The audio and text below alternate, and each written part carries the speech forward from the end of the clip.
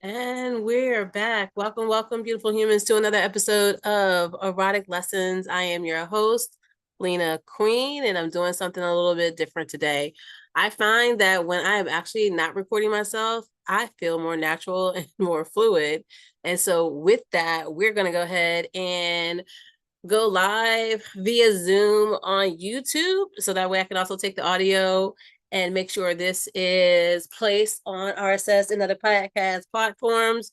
So that way you get your bi-weekly dose of erotic lessons with me, Miss Queen, Black queer, integrative somatic sexologist, which means I really look at us from a place of healing mind, body, spirit, and energy from a decolonial perspective where we are decentering capitalism, colonialism, and its parent white supremacy. Why? Because we are desirable and we are worthy. And so one thing I did not want to be able to remove from right now is what being able to see myself on screen. I'm just, yes, but the mechanics of it takes the energy from me.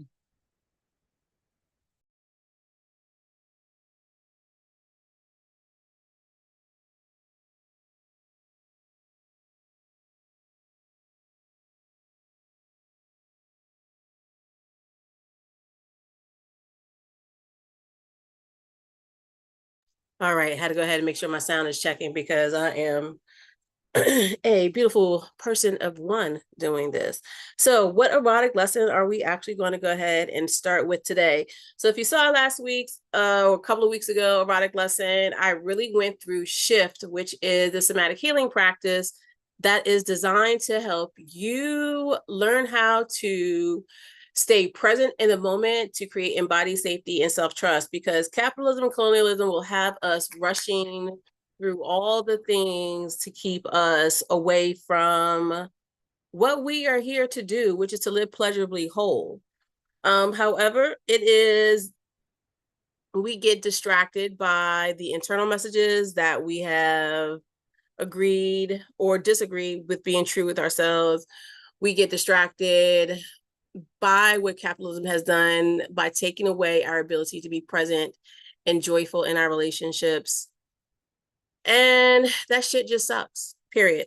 Whether we're a survivor or whether a professional who is in this work, who is supporting people who are surviving.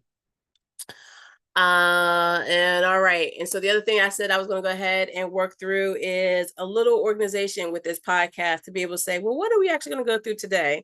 So let's look at erotic lessons in the news and erotic lessons in pop culture. And so the last week I have been looking at what's come up on my timeline is Olay and Friends, which is a podcast by Olay. My apologies, I can't remember her last name. But a prolific individual who is also a lawyer who really takes pop culture and news and political climate and really has us talking about it from a millennial perspective. And while I am older than a millennial, I do appreciate the fact that it is still very much so the podcast on time and relevant to a lot of what we all experience. So her most recent podcast that I watched was the one where we had the panel with Hope Giselle, Deshaun Harrison, Kat Black, Dominique Morgan, and others who were calling LaVerne Cox to a place of accountability about dating a MAGA cop who was white. And by LaVerne Cox's description, blonde hair and blue eyes. And so really being able to call on a carpet what happens when one of our elders in the LGBTQ community personal life doesn't match the advocacy life is what I looked at. And while I will say quite clearly I did not look at the entire thing, I did pay attention to the reactions. I watched Deshaun's full podcast, their full reflections about their treatment on the podcast, and Hope Giselle's apology. I did see that. And Dominique Morgan's, I did see some of her reflections as well. And so for me, this is very much so a prolific example of the multiple erotic lessons that as Black LGBTQ folks, we are often coming across. And really it is one, how classism shows up, where you have someone who is as successful and wealthy as LaVerne Cox, and who she has access in dating pool, dating pool. And then you have how, as a public facing figure, her personal choices impact the collective. And really when it comes down to desirability, right? And then also to someone like Deshawn, who is a mass presenting person, trans person, who is on that panel, and that while by all appearance, folks on that panel looked cisgender, and I say that lightly. No, I don't say that lightly. I don't say that lightly. I think there is still a conflation where we judge a book by its cover.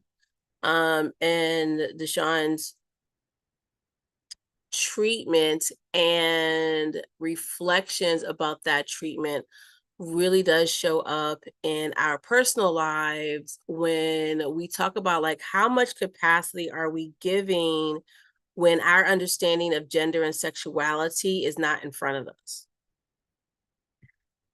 How much erotic mindfulness or mindfulness period are we engaging in interacting when we are talking about such passionate topics that impact all of us?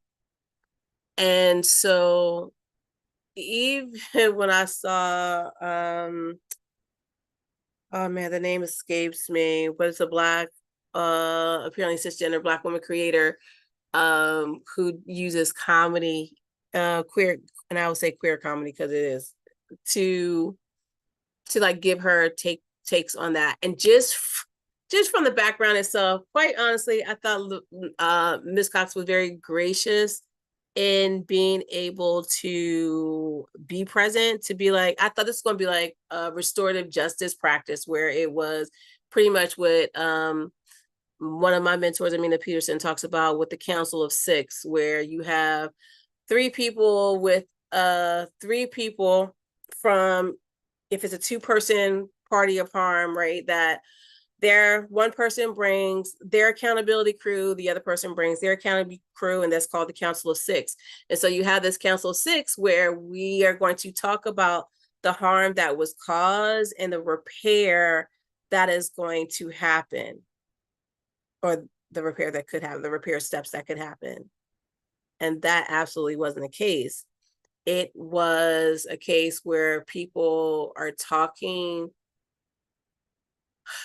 shouting with LaVerne Cox about her choices and the flippantness that it appeared she made those choices with.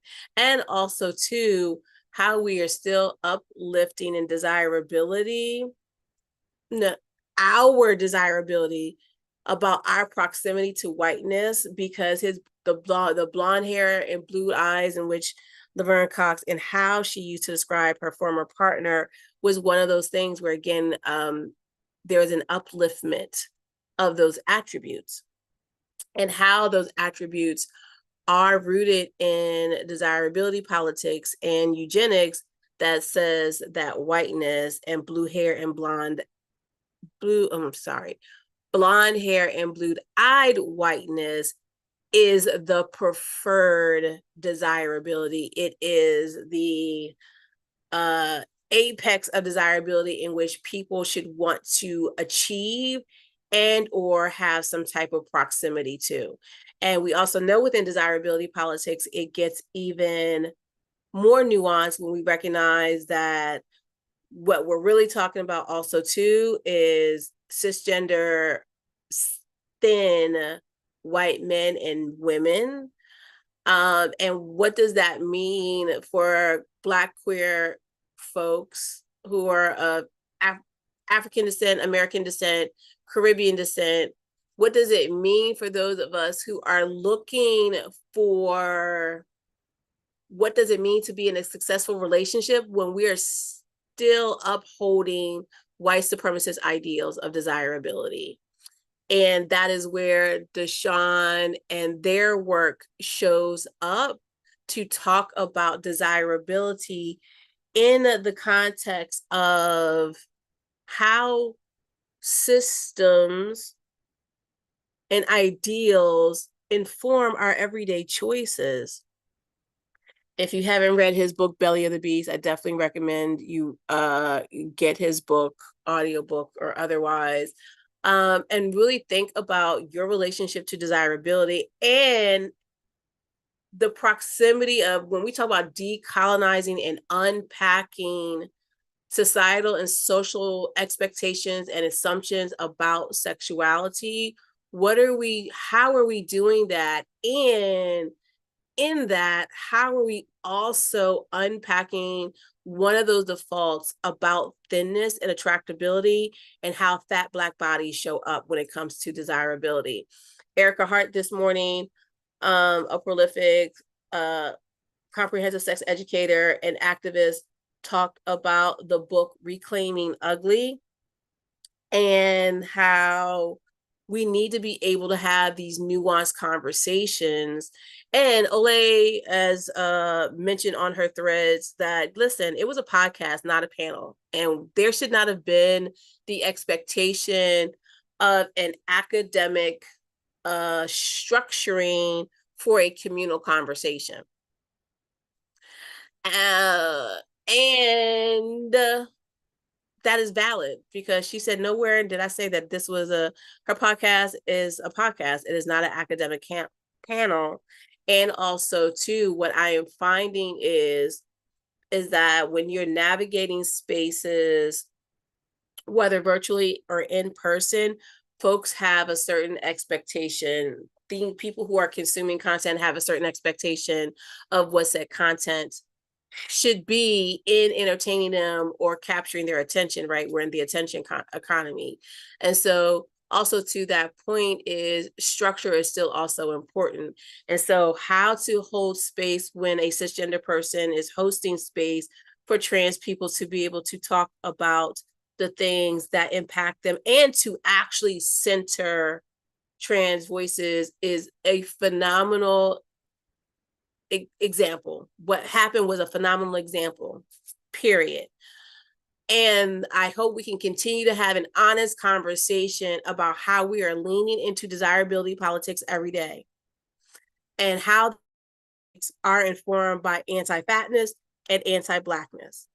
I cannot tell you how many times as a sex therapist I have supported young cisgender women who are in their late 20s or early 30s hyperventilating about their life because they have not found the one.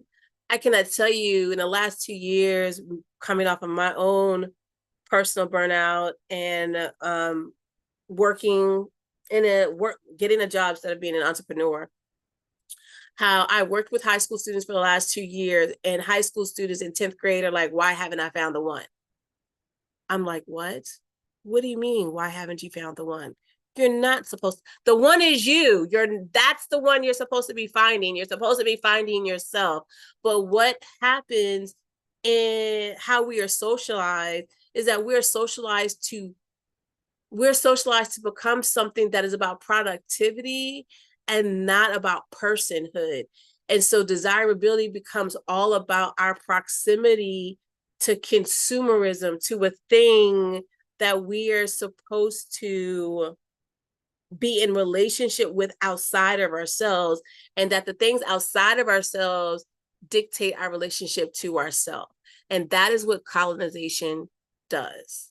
And so to decolonize your practices, to decolonize your understanding of desirability, you have to be willing to ask yourself, who am I as a person of inherent worth?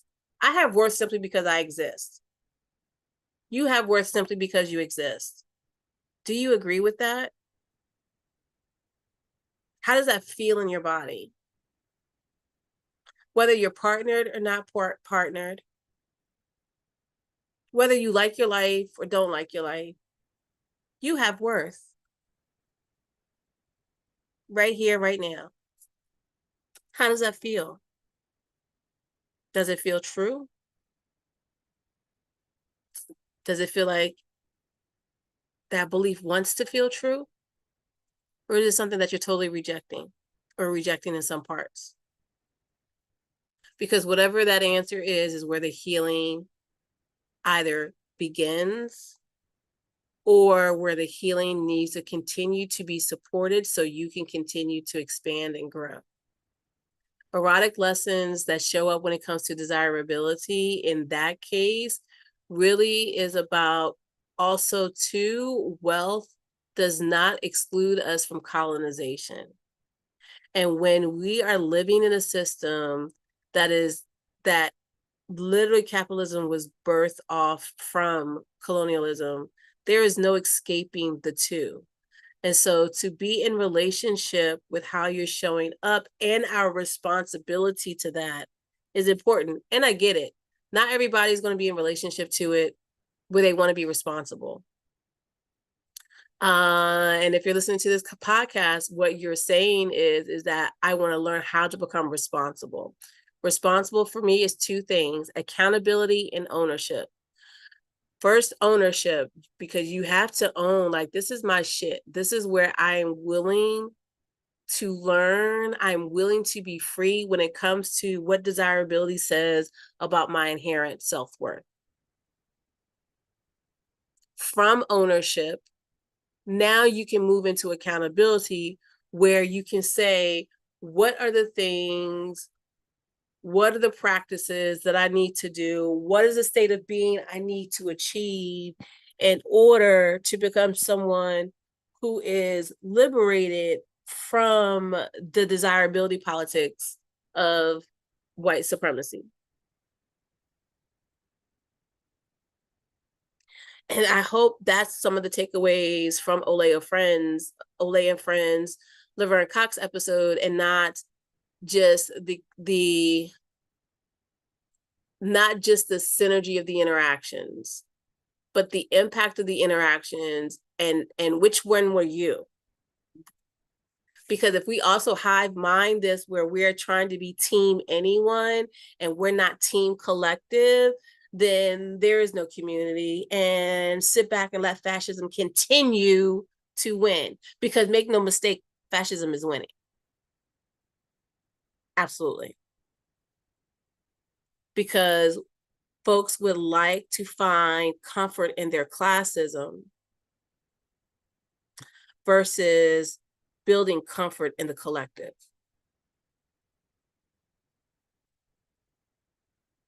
And let that sit and marinate.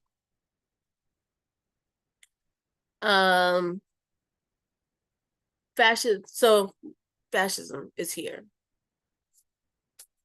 Are you gonna, yes, what can you do about that? What can you do about your own colonized self? And how are you decolonizing your practices? So for me, that's erotic lessons, right? And community news. Erotic lessons in politics is how the Department of Secretary has posted on his Twitter page a pastor who says women should not have the right to vote. I don't think folks recognize, and I say folks, I mean non-melanated folks, because Black queer folks particularly, no. Black cisgender folks, if you are listening, I feel like you know too, because you cannot be listening to a Black queer sexologist and not understand any of my work and not what's coming out. So this shit shouldn't be a surprise. The fact that there's a total revisionary history where the Confederacy wants to take what it's lost and never really surrendered should not be alarming for folks. But it should be a wake-up call that we need to move differently. Because just like y'all thought Roe versus Wade wouldn't be reversed, that folks would be accountable for insurrection, that there would not be a revision of justice, diversity, equity, and inclusion practices and policies, that inflation and tariffs would not hit the consumers, that mass layoffs are not relevant regardless of what your timeline is showing. Now is the time to wake the fuck up. Because erotic lessons are in every policy, every practice, and every day of your life. I a couple of years ago returned from the Dominican Republic. I've been back 2 years. I was there 2 years, which should have been a 2-week trip turned into a 2-year trip. As I was recovering from a mental health crisis, and I mean, I had been years in recovery. I think like 2 years in recovery, but either way, you know, I was in that place of actively choosing to live. The one thing I realized about the US from an international perspective is that the US is a fishbowl in the ocean, telling you that the ocean is scary when we all come from the ocean. And that the US is very similar to an open air prison, but the inmates don't know they're locked up. And for me, it's that serious. Because I think it's one of the reasons why also too, I had to do this without video, because I don't want to be consumed. And I made that stance several years ago, and that stance hasn't changed. And so as I'm sitting here thinking, I've been sick for the last 2 weeks, and I've been sitting here thinking like, what I'm doing is not coming across well. And I think a lot of it is not coming across well is because I don't want to be consumed. And so how can I interact with a medium that requires, that is optimized by visualization, when really all you need to get is my voice? And that if you want to work with me in person, then there are ways to do that and ways to see me, because I'm on TikTok and I'm on Instagram more. And so I'm showing up to have more of this collective conversation. But the part in which I want to have this collective conversation is that not only how are you taking care of yourself, but do you know why you're taking care of yourself? Do you understand what's informing how you take care of yourself? And so it's really important to understand how erotic lessons are showing up every day in our life, from a communal pop culture perspective, from a policy and law perspective, to the who you're choosing to have friends with. I absolutely remember before, and I have this dental desirability vlog on my Instagram, I mean, not on my Instagram, on my YouTube, because one of the things that happened as perimenopause began to happen is my dental shifted. At first, I thought it was because I didn't have my wisdom. I had my wisdom teeth in too long. Like, you know, my teeth shifted. And then after a while, I could not tell you why they were shifting and protruding, but it would get worse every year. Every year. I would make a fellatio joke right now, but I don't know if y'all can actually handle it. But like literally, and so I knew one of the things as a public speaker, as someone who talks for a living and also listens, right? Like I'm a therapist, but also my job is to provide psychoeducation, education about mental health and sexuality and gender. I was like, I want to feel comfortable. And so part of going down to the Dominican Republic, like once I got the go ahead from my spirit team and my daughter that I could stay, I was like, oh, this also gives me the clear to get my dental work done. The dentist that I was had been reviewing for years, was in Dominican Republic, Punta Cana. He is also on my Instagram, on my blog about dental and desirability. And I knew I could not shirk away from having this talk about desirability, because who wants to talk about not feeling desirable? Who wants to talk about the politics of ugly? Because y'all people, maybe we y'all, but people treat ugly people meanly. Meanly. The way you treat disabled people meanly, the way you treat people you feel like are not desirable, not worthy of your sexual attraction, people treat like shit. And that's bullshit. And it's shallow, and it's hurtful, and it's hateful. And it's like cafeteria, adolescent, arrested development, immaturity that adults continue to fucking perpetuate. For what point? The point that you don't feel good about yourself to begin with, so you have to make somebody else feel worse. Let's not act like we don't know why mean people exist. Some people, yep, are just mean because they like to be mean. And others are mean because they're just fucking insecure. Erotic lessons show up everywhere in our life. Pop culture, community, policy and laws, and in your own embodiment. And that's what this podcast is going to be about. So thank you for joining me today. This is Erotic Lessons with your host, Miss Queen, beautiful human, integrative somatic sex therapist, and the founder of the Erospirituality Center. And so if you want to learn how to decolonize your practices, personally or professionally, please join me at erospirituality.com. You'll be able to see in the